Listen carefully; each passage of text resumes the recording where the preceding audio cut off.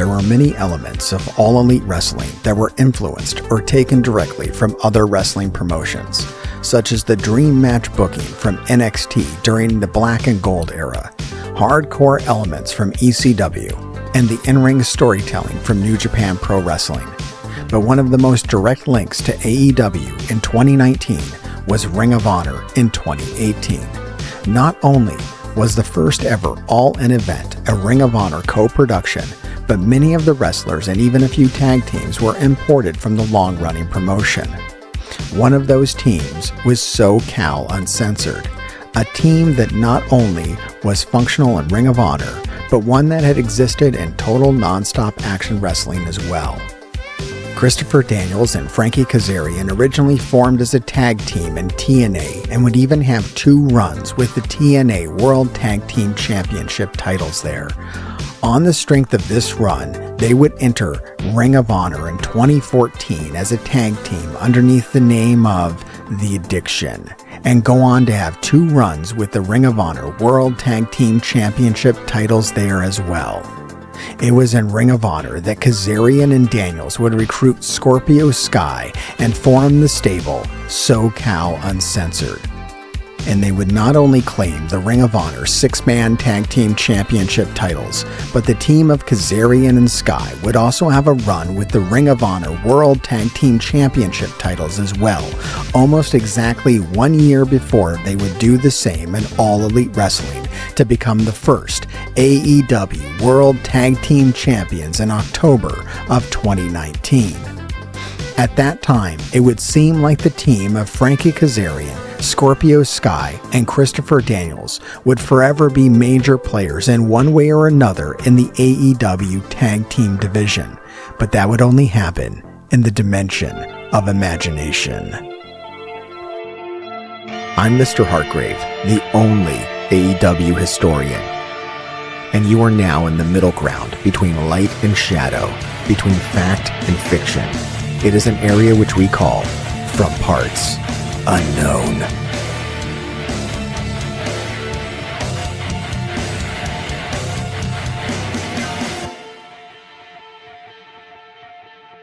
SCU!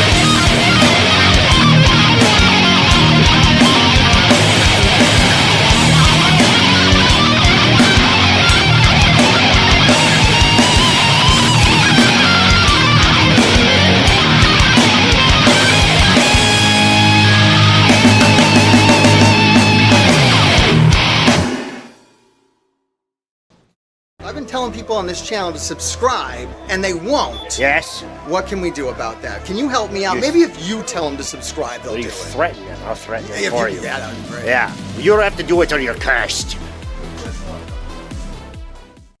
The wrestling rules change. You know, we're happy to be not only a part of that, but kind of at the forefront.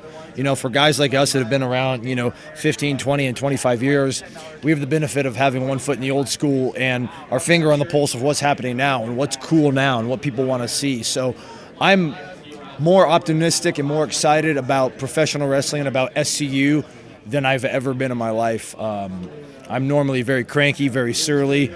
Lately I'm in a good mood. It may have something to do with the drugs he keeps giving me, but kidding. Hold for edit. And good, but no, man. But I'm psyched. I mean, it's just I'm coming out of this weekend exhausted, but like with a refreshed attitude that the business is in such good hands that I'm psyched. I'm ready to keep rolling. 2019 is going to be an incredible year in professional wrestling. My prediction. I am having the time of my life. This is the most fun I've ever had. When you look at the show we did yesterday, that's what I dreamed of growing up. And honestly, when I was growing up and I dreamed of being a professional wrestler, there were no logos on the ring. It wasn't WWE. It wasn't whatever. It was just me in a ring and a big crowd and me enjoying myself. Yeah. And that's exactly what last night was. So going forward, we're going to ride this SCU wave. We're going to go town to town to town, hating every single one of them until we get back to SoCal SCU. And like he said, 2019, boy, oh boy. Yep. It's going to be a good one. Again, the guys said it better than anyone can say it. We're just happy to be a part of it. And 2019 is going to be onwards and upwards for SCU. We're proud to be a part of this movement that Cody and the Young Bucks made happen. And there's going to be an all-in too. And SCU is going to be a part of it for sure. The team of Kazarian and Scorpio Sky would appear at the first All-In event in 2018 as part of the pre-show in a match against the Briscoe brothers as part of an ongoing feud that would carry on after the event and conclude in an epic ladder war match that would also include the Young Bucks at Final Battle that year. Hit the indies pretty hard. Yeah. You guys were going crazy. We did the worst tour, and we went everywhere. We went to Australia, went all over the country, and we had some good matches with guys, and we had some okay ones. But every time we would come back, and we'd be like, it's just so different when when we're in there with guys like the Bucks or guys like the Briscoe. CD's wrestled in WCW. You've done extra WWE. I worked ECW. ECW. Oh my goodness, this is insane. Everywhere. You don't even realize these things. New Japan, all the other, what other Japanese companies? AEW. Noah, 01, Wow. Michinoku Pro. Jeez. So. No one has a resume like that. Nobody can say that anymore. Maybe Chris Jericho. Jericho's probably Jericho and CD, they're the only two. Next year will be our ones. fourth decade in the business. Wow. That's crazy. And you guys still go harder than anybody. Yeah, they hated you because you would, I think you got in the ring for the very first time and you did a shooting star press and landed on I your told feet. everybody, move out of the way. And I did a shooting star press. Nice to meet you. Yeah, and everyone's like, who the hell is this guy? Yeah. But the thing about it was, you had this chip on your shoulder. Yeah. And I sympathized with it because when I started, which was not that long before that, maybe a year or whatever, but I had the same chip on my shoulder. As strange as it may sound, I saw a lot of myself in you when you on your first day, and I was just like, I'm gonna be different. I'm not gonna be a shitty guy like all these other people are. I'm gonna be nice to this kid because maybe that's all he needs. That's cool. For you to even have that mindset when all your other peers are doing the other thing, to me, it's that's a special guy. I first started reading your names on, ironically enough, the website SoCal Uncensored. I remember reading about your names, and I was like, oh, these guys, dude, they're just hardworking kids. They just want it. We told you the first time we met you, or not met you, but we first saw time you. You saw me at the Anaheim Marketplace, where there's a outdoor show. There's an outdoor show, lucha show every Sunday, right? But it was you versus Rising Sun. And we thought you guys were the coolest wrestlers in the world. Oh, God. Look at how cool their long hair is. Well, but then even before that, though, late at night, I think it would be midnight on KDOC. UPW? Okay, UPW would be on, and we would see you guys all the time. And they also, this is how I first met Samoa Joe, because in SoCal, when wrestling, when the business was hot. Yeah. It was 99, 98, 99, and UPN came in, when SmackDown was on UPN, and they did a special on me because I was the champion for Jesse and Bill at the time. I watched this. That's how I got started. See, that's and this aired right after UPN. SmackDown. Yep. And this That's is when they were right, doing 6 and 7 ratings, so everyone was We watching. saw this, yep. So they did a special on me, and I'm like, I'm Frankie Kazarian. I call myself the future, and the future looks good. And I'm just doing my thing. And everybody saw that, including Samoa Joe. Wow. So the first time I met Samoa Joe, we did like a private workout with his trainer, and him and I just worked out. He suplexed the dog shit out of me for an hour. And years later, he told me, he's like, oh yeah, it was because I watched that UPN thing. You came off like a real prick. And Wow. I love that.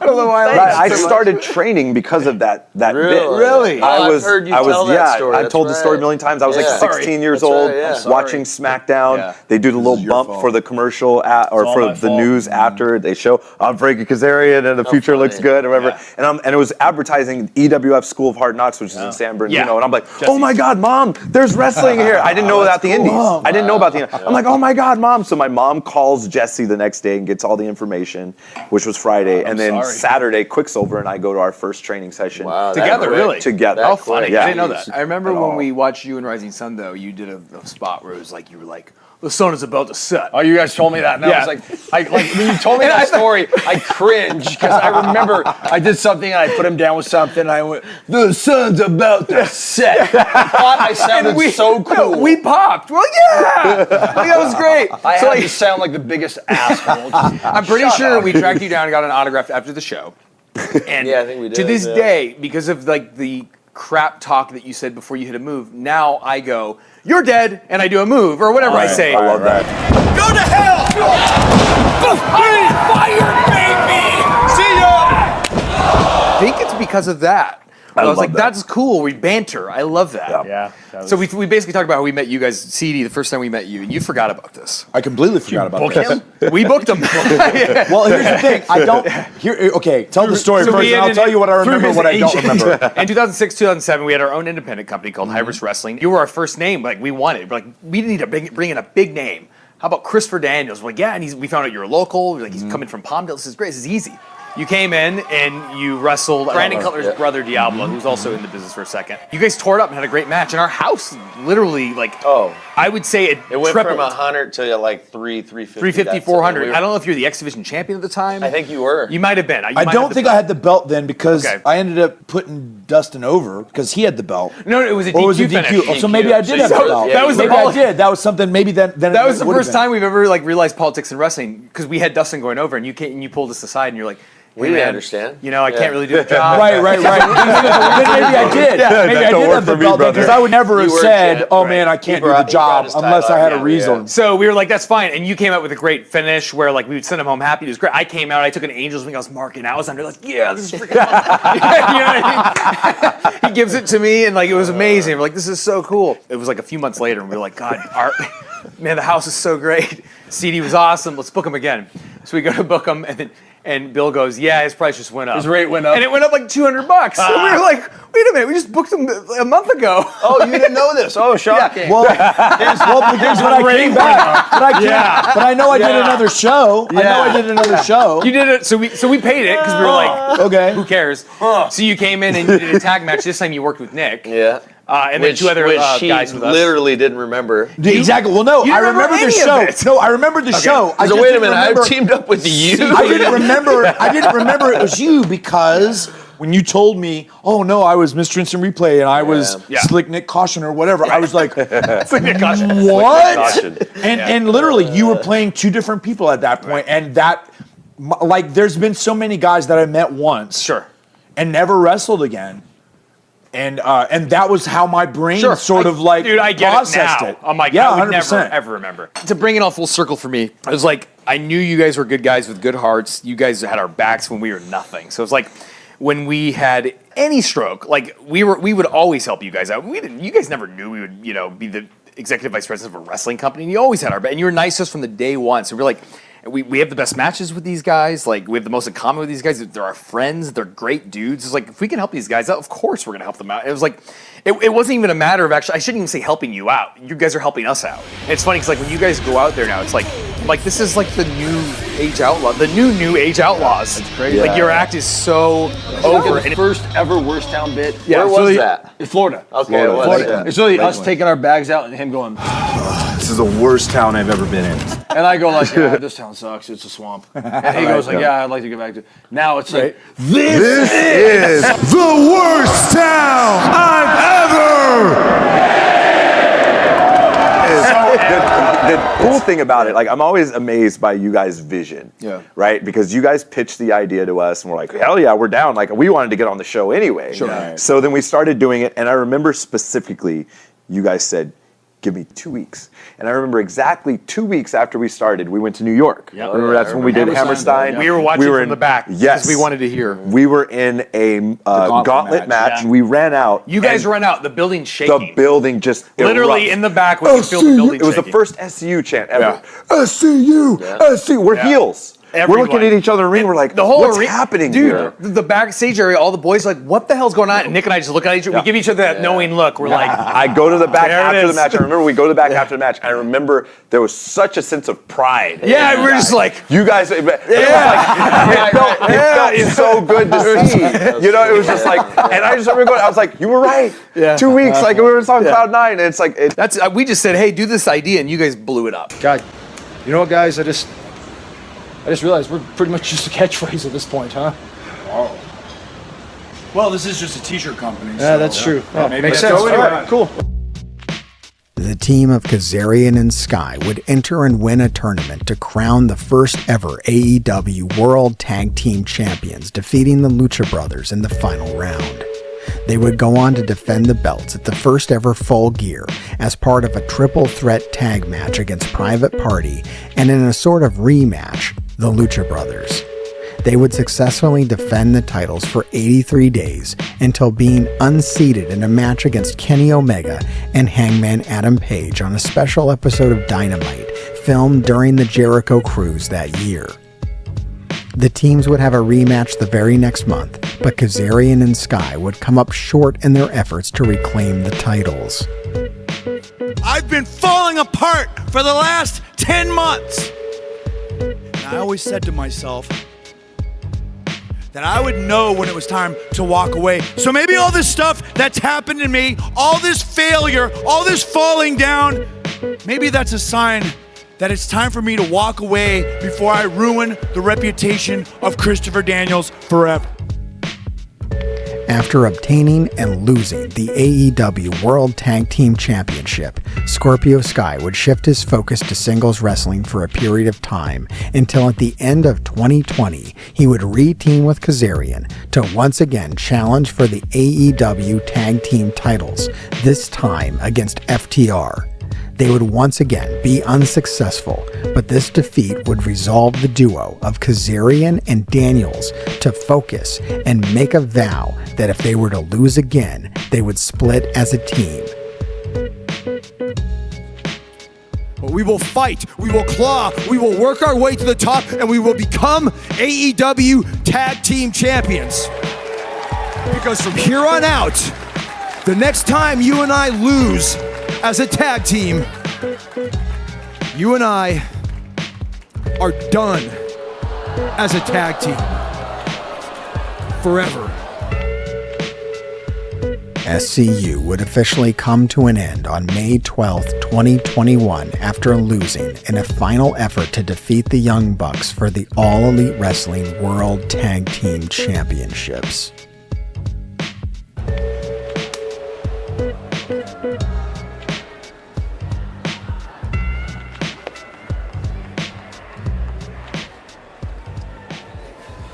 This is Thunder Rosa from the Graveyards of Tijuana, Mexico. Make sure you subscribe to this channel, The Parts Unknown, and Grave Diggers Keep Digging. I re-signed at the end of 2021, and hindsight being what it is, I probably shouldn't have. But again, AEW, I was there since before day one. That's right. You know, Yep. I was there in the when this was a germ of an idea. I was there discussing this company when they didn't even have initials attached to them. You know, in these rooms with Cody and the Bucks and Paige and Sky and CD. So again, I was committed. I was like, I want to try to, you know, ride this thing out. It just became apparent to me that what I like and what I appreciate about pro wrestling and the way I like it presented was not happening at AEW. And that's not an indictment at them. It's just what they perceive as good television wrestling and what I do are different things, and just the business model, everything. And again, it was one of those things I feel, and still to this day feel, that I have so much more to offer than what I was being utilized for at AEW. So I bet on myself, and I made the decision to walk away. And I am very thankful I did. It's by far the best decision I could have made. I embraced the opportunity to step away from SCU and be a singles guy. And I told Frankie and Chris this. I said, you guys have already created your legacy. Anything you do from here on out is extra. But you guys are legends. You guys have been champions in multiple places. And as a team, you are legends, and individually, you are legends. But at the time I said this, I said, if everything ended today for all three of us, I would think I would be known as just the third member of SCU. And so I need to step away and I need to create my own path. And so that's what everything going forward is triggered for me. And that's the direction I'm going in, is creating my own path. I still rely on them for guidance because they are two of the best ever. And they're both so intelligent, and I've learned so much, and there is no coincidence that I have become a much better performer from the time I first linked up to them to today. They have taken me to that next level, and I still, whether it's on camera or not, SCU is always going to be a thing, behind the scenes. But again, it's time for me to create my own legacy. So much of 2019 AEW were guys that were pushed down. Yeah. And that's where the crowd support was at. They wanted to see the guys that were pushed down, the Young Bucks that were pushed down, other guys that just weren't given a shot, being given a shot, guys that were never going to get signed, like Joey Janela, right? Getting their shot. There was a lot of positive support. And I guess that was going on with Kazarian and Chris Daniels, two guys that they watched in TNA for a long time, who were just never really, they won the tag team titles there. Yes. Was it a good run? When they came together, they got the push that they deserved. Okay. They came together because of being misused on single acts. Yeah. Neither one of them were ever main event pushed, despite having the talent and being in main event angles. Neither one of them ever really pushed through to become champion. Daniels was AJ Styles' original tag team partner. They held tag team titles during the infancy of TNA. And Kaz, as he was known at the time, Frankie Kazarian, was pegged for greatness. He was the next big thing, the young little upstart. He was so good. Everybody thought he was going to be the next big thing in TNA. Homegrown guy, hadn't really been anywhere else. Going to be the dude they elevate to the next level, and then they just kind of never did. And for no reason, they just never pulled the trigger and pushed him to be that next level guy. I know he had a minor deal kind of worked out with WWE, but they asked him to cut his hair, so he said no, which is ironic because now he has a shaved head. Yeah, right. But they were both very, very mishandled on their own. And that honestly was probably a lot of the reason they came together. Hey, we're best friends. We're not really doing a whole lot right now on our own. What if we kind of came together? And yeah, their tag team run was actually super, super, super good. It was very good. I think even whenever they left for AEW, they were, or for Ring of Honor, I believe at the time, they didn't go straight to AEW, but they were still one of the top tag teams. People wondered where they were going to go before they showed up in ROH. Well, that's a lot of the audience support came from Ring of Honor too, and that's where they picked up Scorpio Sky. Really, the team of Kazarian and Scorpio Sky was what was going on in Ring of Honor, and they were winning belts there, and they were in the main event picture and or towards the top of the card, and they brought all of that into AEW. And if you weren't watching Ring of Honor, like I wasn't, like many people weren't when AEW started, I think a lot of people were looking at SCU like, what is this? What is going on? And I know I was confused at the time, but knowing the background makes it make more sense. I'm going back now and I'm starting to watch 2019 AEW. That's why I'm making a lot of the videos that I'm making right now. It's kind of reliving that. And it definitely helps having a greater understanding of the historical context of what this team was. Now, the unfortunate story is it didn't really go much better for them in AEW, once the pandemic hit. They are forever the first, AEW World Tag Team Champions, Kazarian and Scorpio Sky. They'll always have that. But it really didn't go much further, and I don't know why. other than the pandemic hitting, which screwed up a lot of people's momentum. Right. Like that was a brick wall, man. There's also the factor of just their age. Yeah. Like the shelf life of a professional wrestler who, especially for like Daniels. Yeah. Who had the kind of matches that he had, the wear and tear on it. I mean, he went on to become like a big deal in Ring of Honor. It wasn't like Kaz and Scorpio were teaming, but Daniels was out here winning like the ROH world title, I believe. Yep. Like he just pushed his body to the very limit. People don't realize how long he's been going. He was in the closing days of WCW. Yeah. Oh my God, I didn't even realize that. He was rumored to be the like Ultimate Power or whatever, with the whole Undertaker with like the Vince McMahon. It's me, Austin. Like that was gonna be Christopher Daniels. That's how long this guy's been going. Wow. And people just really don't grasp that. And here's what's crazy. You're talking about age. Kazarian and Sky are nowhere to be seen. Christopher Daniels is on AEW programming every week right now. He's the one that survived.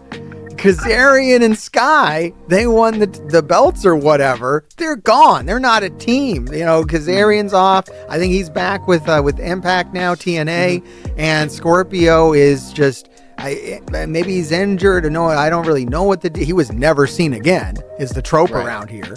Christopher Daniels has a match on Dynamite tonight as we record this with Hangman Adam Page, which is like the hottest guy in AEW. Yeah, and watch Christopher Daniels go out there and steal the show like he ain't missed a beat.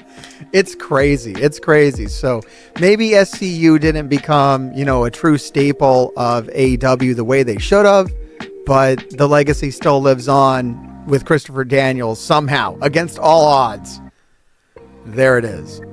Yeah, I mean, for all three of these guys, really, I don't really know a whole lot about Scorpio Sky, but I know he's damn good. He is. The legacy of all three individuals will be some of the most mismanaged, misused, missed opportunity wrestlers in the business. Daniels could have been a world champion everywhere, not just Ring of Honor. He could have been a champion in any business he wanted to. Same with Kaz, same with Scorpio Sky. But the best that they were able to do, and the chicken salad out of chicken you-know-what that they made is SCU. You know what? I'm all for an SCU reunion. If it happened, let's do it. I'd be excited. No lie. You know what? Forget about it. I think they made a pact at one point that if they lost, they'd never team again. We can forget all that. It's wrestling. We can act like it didn't happen. Yeah, just forget it. Nobody remembers that, even though I pointed it out in this video. Unless you're an AEW historian. Oops. I guess I've been in and out over the last couple of years. Some of it has been due to injury, some of it due to bad luck. One thing I will say is there's like a narrative out that I'm just like this injury prone guy that's he's gone for a long time and he comes back and he gets hurt again and he gets hurt. That's actually not the case. So I'm actually glad. I want to be able to address that. I did get hurt about 2 years ago, but I was okay and within like a couple of weeks. But the problem is when you fall out of the rotation, we have so much talent that it's hard to get back in the rotation. And I almost compare it to like a Ferris wheel. Right, you're up at the top at one point, but you're going to go down, and you kind of have to wait your turn to get back up there, and that's a little bit of what happens. So I have had a couple of injuries over the last few years, but for the most part, I've been healthy for 80%. So you're not injured right now? Oh no, I feel great right now. Actually, okay. Yeah. But it's been since last year since we saw you in an AEW or Ring of Honor ring. Yeah. So what's been going on? I think it's just like I was saying. It's really tough to get back into the rotation because we have so much talent and there's always talent coming in that, it's almost out of sight, out of mind in a way. Best way I can describe it. Yeah. Yeah. I'm eager to get back into the ring though. And flex my muscles a little bit. I'm in really good shape. I'm working out with Cesar and I'm excited. And not only in AEW, I want to get back on the indie scene. Because I haven't done the indies in a number of years. And so, that would be a really fun thing for me to kind of go back to my roots and, see who's out there, see who's the hot names and go and have some bangers with them. Well, I mean, those guys are always they're always my brothers and my friends, you know, outside of pro wrestling. Honestly, SCU was never used on the early AEW television to our full potential. And what I mean is what brought us to the dance, the stuff we were doing on BTE and the stuff like our microphone stuff and just us as a unit, that was never featured the way it could have and should have been, in my opinion, in the early days. You know, SCU got really, really hot the last year of Ring of Honor. The last year we were there in Ring of Honor, 2018 in particular. And, you know, our faction was right up there with, you know, the elite in terms of popularity and rivaling those guys. But for whatever reason, we were never presented as that version of SCU on television. And I think hindsight looking back, things might have been a lot different if we were, and we were given that, you know, freedom to go out there and be SCU. But that just didn't happen, and it is what it is. In terms of getting together, I mean, those guys, I would love that. You know, those guys are my brothers. Logistically, obviously, we work in different companies. It's wrestling, and it's the weirdest thing in the world. So never say never. But you know, SCU will always forever have three members, man. And it's CD, Sky, and myself. To steal a phrase from my friend Kevin Nash, when you're SCU for life, you know? So, but we all still get recognized and acknowledged that, you know, like people will still, you come up to me and yell SCU in my face. And I love it, man. It's, you know, that's a part of me forever. SCU!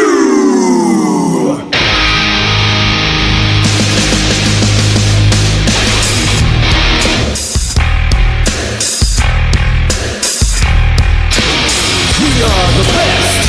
SCU. The pride of the West. SCU. Born to be great. SCU. From the Golden State. SCU.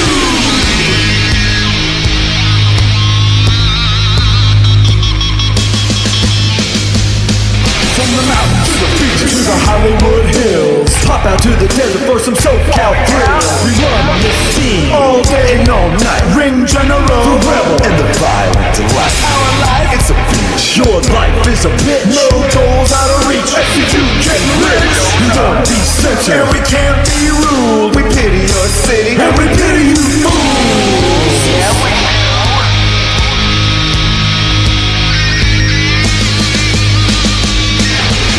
are the best. SCU. The pride of the West. SCU. Born to be great. SCU. From the Golden State. SCU. We are the best. SCU. The pride of the West. SCU. Born to be great. SCU. From the Golden State. SCU. It's a man C3. SCU. With the KAZC. SCU. I'm the SKY. SCU. Now it's Scorpio Sky. SCU. Let me say this first, man. SCU. Your town is the worst.